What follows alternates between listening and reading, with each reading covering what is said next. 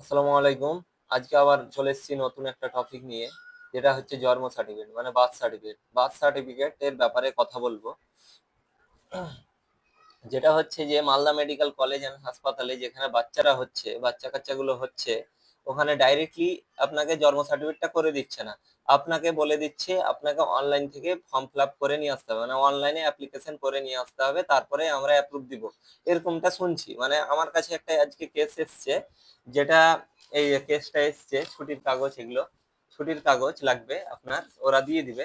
ছুটির কাগজ দিবে, তার সঙ্গে একটা ফর্ম দিবে। ওই ফর্ম অনুযায়ী আপনাকে বলে দিবে যে এই অনুযায়ী আপনাকে এত কেবি পিবিএস এর মধ্যে আপলোড করতে হবে, এই আপলোড করতে হবে, ছুটির কাগজ আপলোড করতে হবে, 1 নম্বর ফর্ম আপলোড করতে হবে। হ্যাঁ, 1 নম্বর ফর্মটা কোথায় পাবেন? 1 নম্বর ফর্মটা অনলাইনে পেয়ে যাবেন।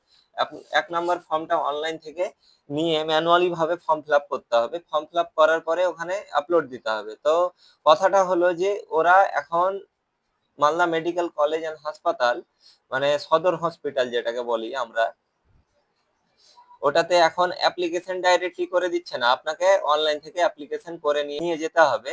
অ্যাকনলেজমেন্ট নাম্বারটা যেটা পাবেন, ওই অ্যাকনলেজমেন্ট নাম্বার নিয়ে যাবেন, বলবেন যে হ্যাঁ আমি অনলাইনে করে নিয়েছি, তারপরে ওরা অ্যাপ্রুভ দিবে। হ্যাঁ, আর এখন তো ছুটির পরে পরেই বলে দিচ্ছে যে আপনাকে অনলাইন থেকে অ্যাপ্লাই করে নিয়ে আসতে হবে। তো আপনারা যারা করেননি এখন পর্যন্ত, বা নিজে পারলে তো ভালো কথা, না পারলে আমাদের কাছে আসবেন, আমরা করে দিব।